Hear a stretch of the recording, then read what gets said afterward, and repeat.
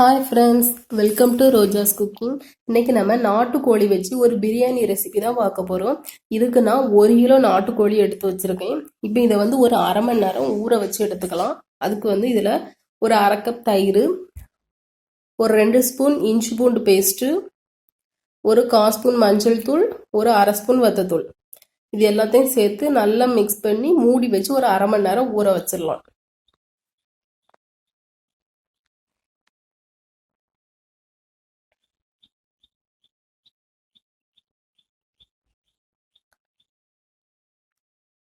இப்போ சிக்கன் எல்லாமே நல்லா ஊறடும். அதுக்கு முன்னால் நம்ம வந்து இதுக்கு பிரியாணிக்கு தேவையான மசாலா வந்து ரெடி பண்ணிக்கலாம். இதுக்கு வந்து ஒரு மிக்சர் ஜாரில் ஒரு 8 வத்தலும் ஒரு 3 ஸ்பூன் மல்லித்தூளும் சேர்த்து லைட்டாக குறப்பாக அரைச்சி எடுத்துக்கிறேன். நான் சொல்கிறது வந்து 1 கிலோ சிக்கனுக்கு தேவையான அளவு.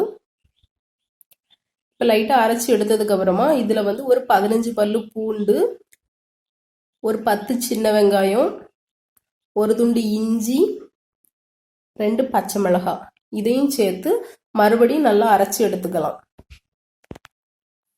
இப்போ நான் எல்லாத்தையும் அரைச்சி எடுத்துட்டேன். இனி இதில் வந்து ஒரு கைப்பிடி அளவுக்கு புதினா கொத்தமல்லி எல்லாம் சேர்த்துட்டு தேவையான அளவு தண்ணியும் ஊற்றி ஒரு பேஸ்ட் மாதிரி நம்ம அரைச்சி எடுத்துக்கலாம்.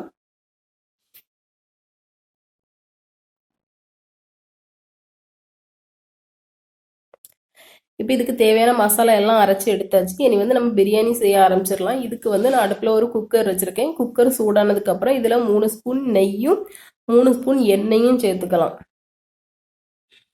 இப்போ நெய் நல்லா சூடாயிட்டு இதில் வந்து எல்லா ஸ்பைசஸையும் நம்ம சேர்த்துக்கலாம்.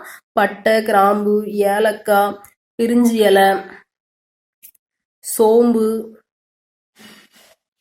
கடல் பாசி, இது எல்லாம் சேர்த்து நல்லா பொரியட்டும். இப்போ எல்லாம் பொரிஞ்சதுக்கு அப்புறமா இதில் வந்து முந்திரி பருப்பும் சேர்த்து கொஞ்சம் பொன்னிறமாக வரட்டும். இப்போ முந்திரி பருப்பு எல்லாம் பொன்னிறமாக வந்துட்டு இதில் வந்து நான் 4 வெங்காயம் வந்து நீளமாக கட் பண்ணி வச்சுருக்கேன். அதையும் இதில் சேர்த்து நல்லா வதக்கிக்கலாம்.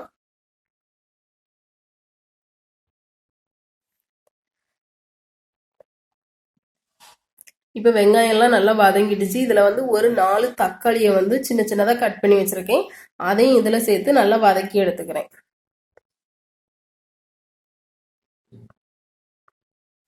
இப்போ தக்காளி எல்லாமே நல்லா வதங்கிடுச்சு. இப்போ இதில் வந்து நம்ம அரைச்சி வச்சிருந்த பேஸ்ட்டை சேர்த்து அதையும் ஒரு 5 நிமிஷத்துக்கு பச்சை வாடை போகிறது வரை வதக்கி எடுத்துக்கலாம்.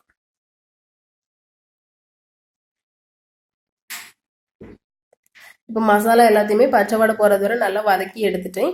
இதில் வந்து ஒரு கைப்பிடி அளவு புதினா கொத்தமல்லி எல்லாம் சேர்த்துக்கிறேன். இனி வந்து இதில் நம்ம சிக்கனை வந்து வேக வைக்க போகிறோம். இது நாட்டுக்கோழி அப்படிங்கிறதுனால இது சிக்கன் வேக வச்சுட்டு அதுக்கப்புறமா தான் நம்ம அரிசி சேர்க்க போகிறோம்.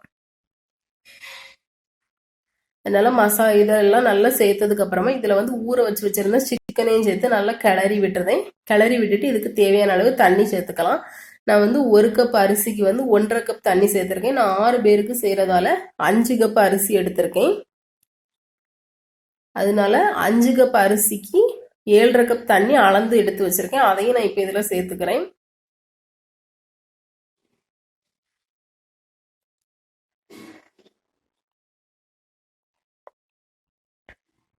தண்ணி சேர்த்ததுக்கு அப்புறம் இதுக்கு தேவையான அளவு உப்பு சேர்த்துட்டு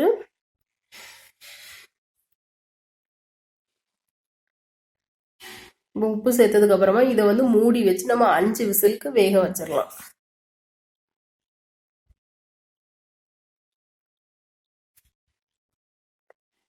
இப்போ சிக்கனை 5 விசில் வச்சு வேக வச்சு எடுத்துட்டேன். இனி வந்து இதில் வந்து அரிசி சேர்த்துக்கலாம். நான் வந்து 1 கிலோ அரிசி, அதாவது 5 கப் அரிசியை வந்து நான் 1 மணி நேரம் ஊற வச்சிருந்தேன். அதையும் இதில் சேர்த்துக்கிறேன். சேர்த்ததுக்கு அப்புறமா இதை மூடி வச்சு மறுபடியும் ஒரு விசில் வச்சு எடுத்துக்கலாம். இப்போ நான் விசில் வச்சு எடுத்துட்டேன். விசில் எல்லாம் அடங்கினதுக்கப்புறம் நான் இதை ஓப்பன் பண்ணியிருந்தேன். அவ்வளோதான் ஃப்ரெண்ட்ஸ், பிரியாணி ரெடி ஆயிடுச்சு. இதை வந்து லைட்டாக கிளறி விட்டு எடுத்துக்கலாம். அழகா உதிரி உதிரியாக வரும். இதை வந்து லைட்டாக கிளறி விட்டுட்டு நம்ம இன்னொரு பாத்திரத்துக்கு மாற்றிடலாம்.